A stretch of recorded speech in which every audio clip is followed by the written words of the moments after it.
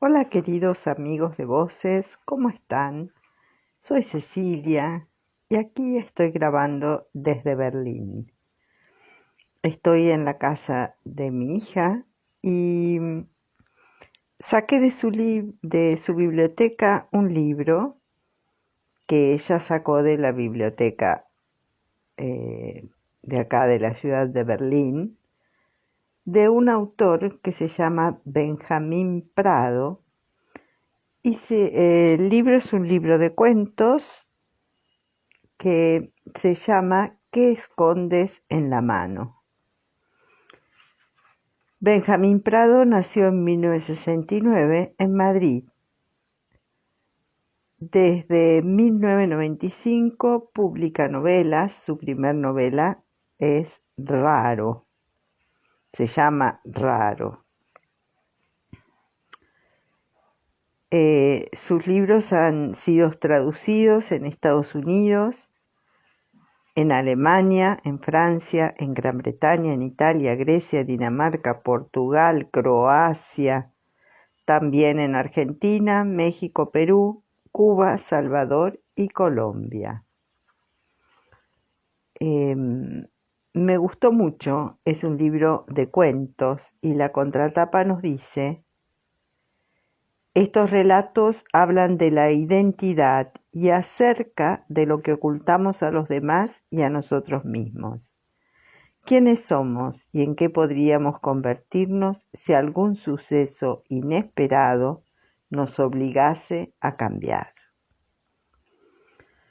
Es un juego literario nunca visto. Estos también son los cuentos que el protagonista de la última novela de Benjamín Prado, Ajuste de cuentas, trata de escribir y no puede. Una buena idea siempre merece una segunda oportunidad.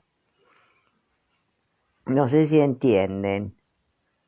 O sea, él escribe una novela y en esa novela hay un personaje que intenta escribir cuentos y no puede. Y estos cuentos son los cuentos que eh, finalmente escribe ese personaje.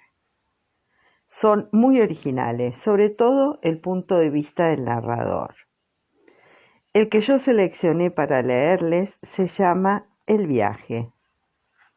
Vamos a hacer más de una grabación porque es un cuento un poquito largo. Bueno, y dice así: sobre todo era convincente. Eso es lo que pensó cuando volvió a leerlo.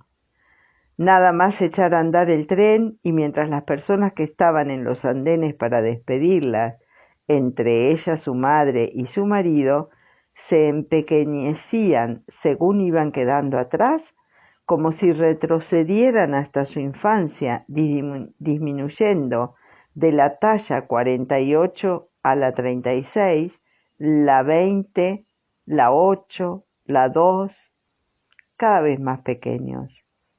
Solvencia, experiencia y buena apariencia, se dijo, a modo de resumen, y como quien repite una divisa comercial: la mujer a la que, entre todos los pasajeros, ha elegido este relato para contar su historia.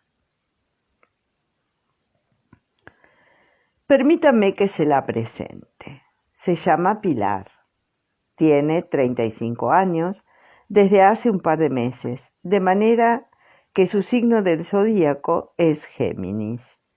Mide alrededor de 1,70, aunque en este preciso momento les parecerá mucho más alta, gracias a los 6 centímetros que le añaden a su estatura los tacones de los zapatos que estrena para la ocasión.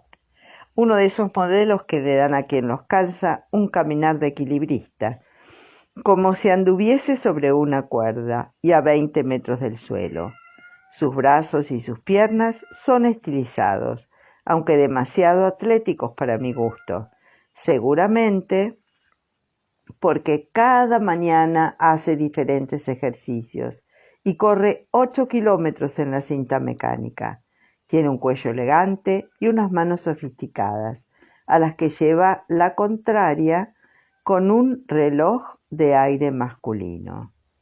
En conjunto, es atractiva, sin llegar a ser guapa, y eso hace que a la mayor parte de las personas que reparan en ella les guste más cuanto más la miran, según van descubriendo la llamativa melena pelirroja que ella sabe mover con coquetería y cierta arrogancia, los ojos entre verdes y castaños, y sobre todo la boca voluptuosa, que a muchos hombres les parece un riesgo que merecería la pena correr.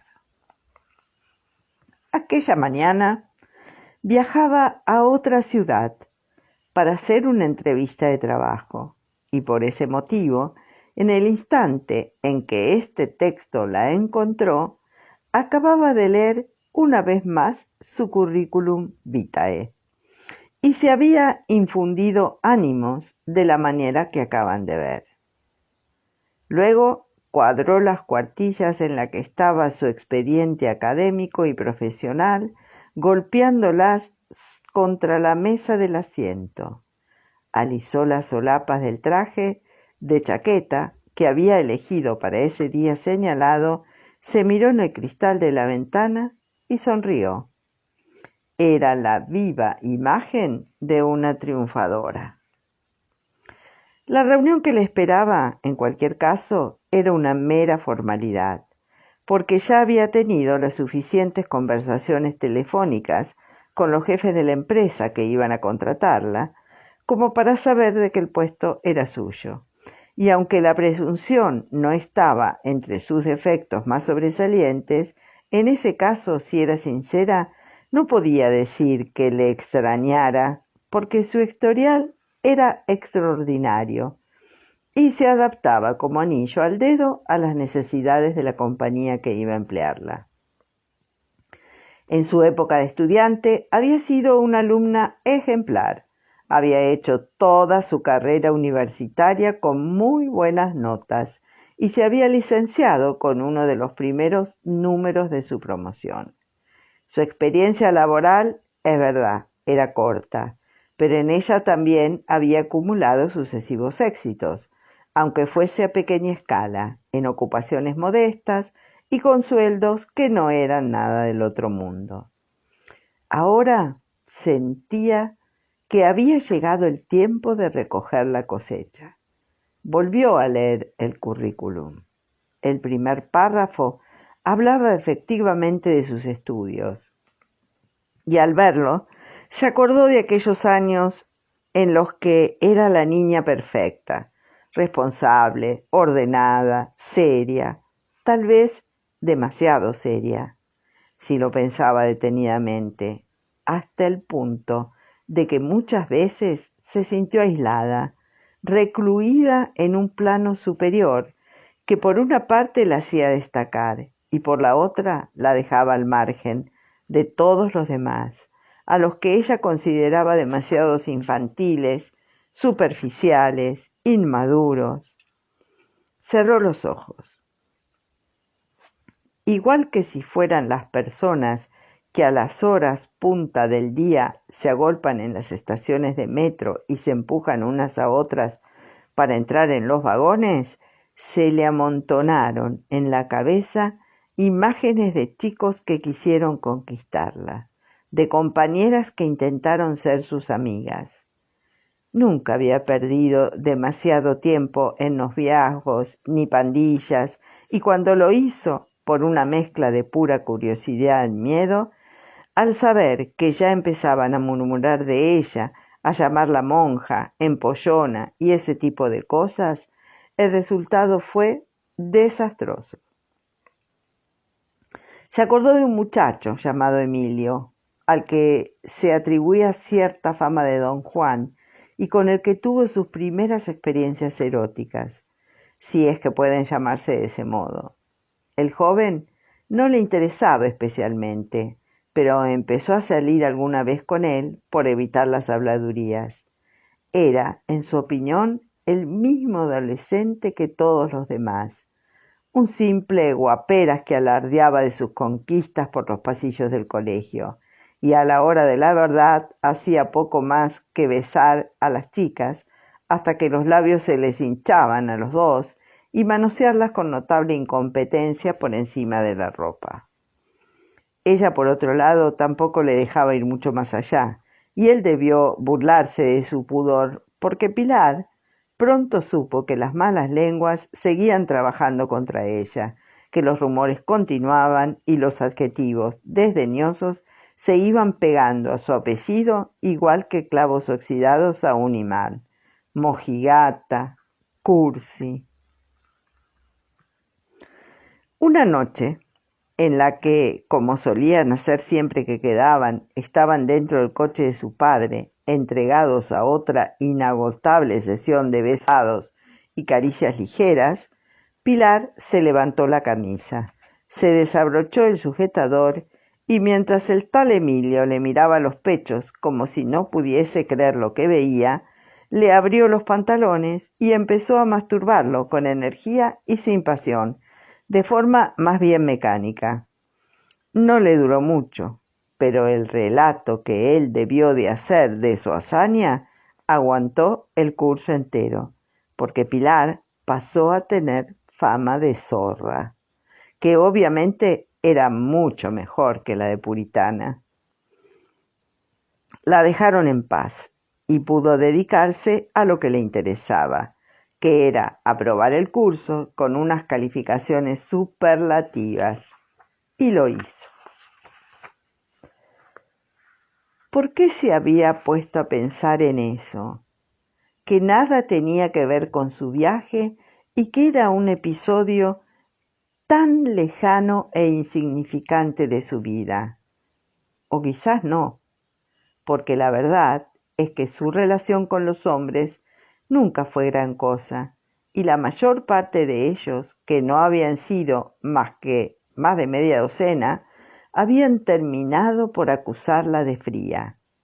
No se lo reprochó, porque todos estaban en lo cierto, y ninguno le había interesado de verdad, más bien habían sido parte del decorado, personajes de una representación que alguna vez le había venido bien para no desentonar, o por no tener que presentarse solo en algún sitio, o con el propósito de dar una impresión de estabilidad personal.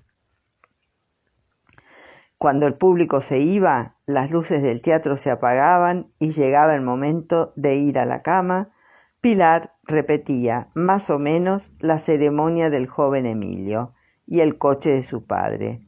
Su falta de entusiasmo era tan obvia que todos sus amantes acababan por reprochársela, con palabras que parecían calcadas unas de las otras. Uno le dijo que acostarse con ella era como hacer el amor con un animal disecado.